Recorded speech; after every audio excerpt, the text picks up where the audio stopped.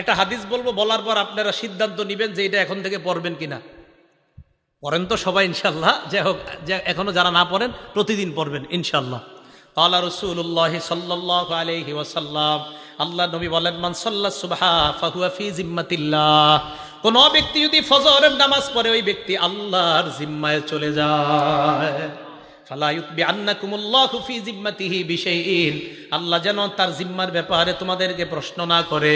এই হাদিসের উদ্দেশ্য হলো ফজরের নামাজ যেই ব্যক্তি পড়ে, কোন কৃষক যদি ফজর পড়ে মাঠে যায় ওই কৃষকের উপর জুলুম করবা না, কারণ কিয়ামতের ময়দানে আল্লাহ বলবে ফজর আদায়কারীর উপর কেন জুলুম করলা, ফজর আদায়কারীকে না আমি নিরাপত্তা দিয়েছিলাম, তুমি কেন তার উপর জুলুম করলা? ফজর আদায়কারী না আমি আল্লাহর জিম্মায় চলে গেছে, তারে জুলুম করলা কেন তুমি? নবীজি বললেন, সাবধান, আল্লাহর জিম্মায় যারা আছে তার ব্যাপারে যেন তোমাদেরকে প্রশ্ন না করে। এটা হলো ফজরের নামাজ পড়ার উপকারিতা। তো ফজরের নামাজের মাধ্যমে ইনশাল্লাহ আমরা দিন শুরু করব। ফজরের নামাজ কেউ আজকে থেকে, আগেও করি না ইনশাল্লাহ, আজকে থেকে কেউ কাজা করব না, স্বজ্ঞানে করবো না ইনশাল্লাহ। হাত তুলেন ইনশাল্লাহ, আল্লাহ কবুল করেন। ফজরের আগে সুন্নত কয় রাকাত? এই 2 রাকাত সুন্নতের ব্যাপারে নবীজি বলেন, ক্বালা রাসূলুল্লাহি সাল্লাল্লাহু আলাইহি ওয়াসাল্লাম, আল্লাহ নবী বলেন, রাকাতাল ফাজরি আহাব্বু ইলাইয়া মিনাদ দুনিয়া ওয়া মা ফিহা, ফজরের নামাজের আগের 2 রাকাত সুন্নত দুনিয়া এবং দুনিয়ার মধ্যে যা আছে সবচাইতে আমার কাছে বেশি প্রিয়। ফজরের নামাজের সুন্নতটা যদি পারেন বাসায় পড়বেন। ঘড়ির দিকে তাকাইছেন, তাকায় দেখেন 20 মিনিট বাকি আছে, বাস সুন্নতটা বাসায় পড়েন। প্রথম কাজ সুন্নত বাসায় যদি পারেন আর কি বাসায় পড়েন। দ্বিতীয় কাজ, ফজরের সুন্নতে প্রথম রাকাতে কুল ইয়া আইয়ুহাল কাফিরুন পড়বেন, দ্বিতীয় রাকাতে কুল হু আল্লাহ। বলেন প্রথম রাকাতে কোন সূরা? আইয়ুহাল কাফিরুন, দ্বিতীয় রাকাতে কুল হু আল্লাহু আহাদ। নবীজি মসজিদে আসছে, তো এক সাহাবা নামাজ পড়তেছে, আল্লাহু আকবার। তো নামাজে সূরা ফাতিহা পড়ার পর উনি আস্তে আস্তে পড়তেছে কুল ইয়া আইয়ুহাল কাফিরুন প্রথম রাকাতে। তো নবীজি শুনে ফেলছে আস্তে কানে দিয়া। তো নবীজি শোনার পর বললেন, হাযা আব্দুন আরাফা রাব্বাহ, এই ব্যক্তি তার রবকে চিনতে পারছে। দ্বিতীয় রাকাতে সাহাবা পড়লেন কুল হু আল্লাহু আহাদ, আল্লাহ নবী বললেন, হাদা আব্দুন আমানা বিরব্বি, এই ব্যক্তি তার রবের উপর পরিপূর্ণ ঈমান আনছে। এজন্য আজকে থেকে আমলটা মনে রাখবেন, ফজরের সুন্নতে প্রথম রাকাতে কুল ইয়া আইয়ুহাল কাফিরুন, দ্বিতীয় রাকাতে কুল হু আল্লাহ। আরেকটা সুন্নতে আমলটা করবেন, বলবো মাগরিবের পরের সুন্নতে প্রথম রাকাতে কুল ইয়া আইয়ুহাল কাফিরুন, দ্বিতীয় রাকাতে কুল হু আল্লাহ যদি পারেন। বাকি ফজরের সুন্নতে প্রথম রাকাতে কুল ইয়া আইয়ুহাল কাফিরুন, দ্বিতীয় রাকাতে কুল হু আল্লাহ। এটার দ্বারা কি উদ্দেশ্য জানেন? কুল ইয়া আইয়ুহাল কাফিরুনের মাধ্যমে প্রথম রাকাতে আপনি বুঝাইতেছেন আমি যত শিরিক সব বর্জন করলাম, দ্বিতীয় রাকাতে কুল হু আল্লাহ পড়ার মাধ্যমে বলতেছেন আমি আল্লাহর একত্ববাদ স্বীকার করে আমার দিন শুরু করলাম। আরেকটা আমল যদি পারেন, যদি সম্ভব হয়, এটা ওলামারা পারবে, আপনারা যদি পারেন আর কি, কোরআন শরীফ মুখস্থ সাধারণদের মধ্যে মুখস্থ করার একটা আয়াত মুখস্থ করতে পারবেন না ইনশাল্লাহ? সূরা বাকারার 136 নম্বর আয়াত ফজরের প্রথম রাকাতে মাঝে মাঝে, সূরা বাকারার 136 নম্বর আয়াত, আল্লাহ বলেন, কুলু আমান্না বিল্লাহি ওয়া মা উনজিলা ইলাইনা ওয়া মা উনজিলা ইলা ইব্রাহিমা ওয়া ইসমাঈলা ওয়া ইসহাকা ওয়া ইয়াকুবা ওয়াল আসবাতি ওয়া মা উতিয়া মূসা ওয়া ঈসা ওয়া মা উতিয়ান নাবিয়্যুনা মির রাব্বিহিম লা নুফাররিকু বাইনা আহাদিম মিনহুম ওয়া নাহনু লাহু মুসলিমুন। এটা এক রাকাতে, ফজরের প্রথম রাকাতে। ফজরের নামাজের দ্বিতীয় রাকাতে পড়বেন সূরা আলী ইমরানের 64 নম্বর আয়াত। ওই আয়াতে আল্লাহ পাক রব্বুল আলামিন বলেন, কুল ইয়া আহলাল কিতাবি তাআলাউ ইলা কালিমাতিন সাওয়াইন বাইনানা ওয়া বাইনাকুম আল্লা না'বুদা ইল্লাল্লাহ ওয়া লা নুশরিকা বিহি শাইআ ওয়া লা ইয়াত্তাখিযা বা'দুনা বা'দান আরবাবাম মিন দুনিল্লাহ ফাইন তাওয়াল্লাউ ফাকুলু আশহাদু বিআন্না মুসলিমুন। ফজরের প্রথম রাকাতে কুল ইয়া আইয়ুহাল কাফিরুন, দ্বিতীয় রাকাতে কুল হু আল্লাহ। যদি পারেন মাঝে মাঝে প্রথম রাকাতে সূরা বাকারার 136 নম্বর আয়াত, দ্বিতীয় রাকাতে সূরা আলী ইমরানের 64 নম্বর আয়াত। তাহলে এবার আসেন, প্রথমে গেল ফজরের সুন্নত, বেশি সময় থাকলে ঘরে পড়ে নেবেন। দ্বিতীয় নম্বরে গেল প্রথম রাকাতে কুল ইয়া আইয়ুহাল কাফিরুন, দ্বিতীয় রাকাতে কুল হু আল্লাহ। যদি পারেন মাঝে মাঝে প্রথম রাকাতে সূরা বাকারার 136 নম্বর আয়াত, দ্বিতীয় রাকাতে 64 নম্বর, মুসলিম শরীফের হাদিসে আছে, আলী ইমরানের 64 নম্বর আয়াত।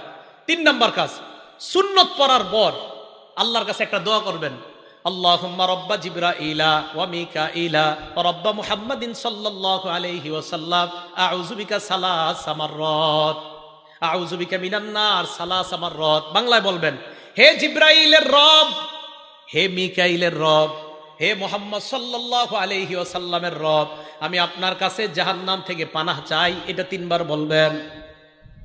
ফজর পড়লেন, সুন্নত পড়লেন, সুন্নতের পর আল্লাহর কাছে বলবেন, আল্লাহ জিবরাইলের রব, মিকাইলের রব, মুহাম্মদ সাল্লাল্লাহু আলাইহি সাল্লামের রব, আমি আপনার কাছে জাহান্নাম থেকে পানাহ চাই 3 বার বলবেন। এটা বলার পর চতুর্থ কাজ, ফজরের সুন্নত পইরা বিবির দিকে তাকাইবেন। যদি ঘরে পড়েন কার দিকে তাকাবেন? বিবির দিকে তাকানোর পর আম্মা জান আয়েশা বলেন, আল্লাহ নবী আমার দিকে তাকানোর পর ফাইন কুনতু মুস্তাইকিজাতান, আমি যদি জাগ্রত থাকতাম, হাদ্দাসানি, আল্লাহ নবী আমার সাথে কথা বলতেন। তাহলে মনে রাখবেন, ফজরের সুন্নত পড়ার পর বিবির দিকে তাকানোর পর যদি দেখেন বিবি জাগ্রত, কথা বলবেন। এই নিয়তে কথা বলবেন, আমার নবী তার বিবির সাথে কথা বলতেন, আমিও বিবির সাথে কথা বললাম, আল্লাহ নবীর সুন্নত আদায় হয়ে যায়।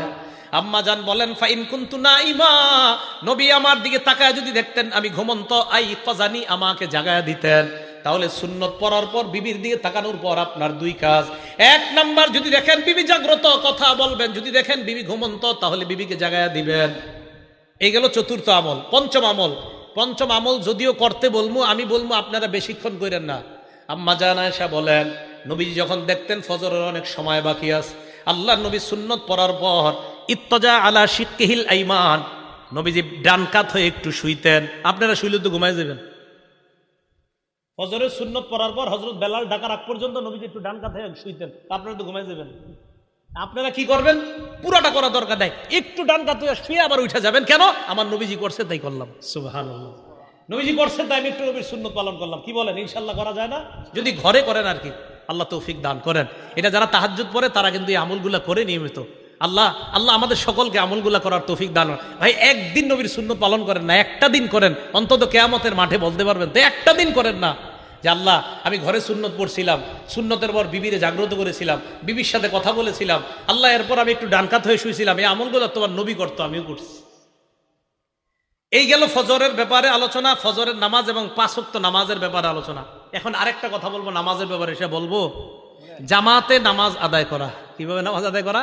জামাতে। বুখারী শরীফের 645 নম্বর হাদিস, ক্বালা রাসূলুল্লাহ সাল্লাল্লাহু আলাইহি ওয়াসাল্লাম, আল্লাহ নবী বলেন, সালাতুর রাজুলি ফিল জামাআ তাফদুলু সালাতাল ফাজরি বি27 দারাজা।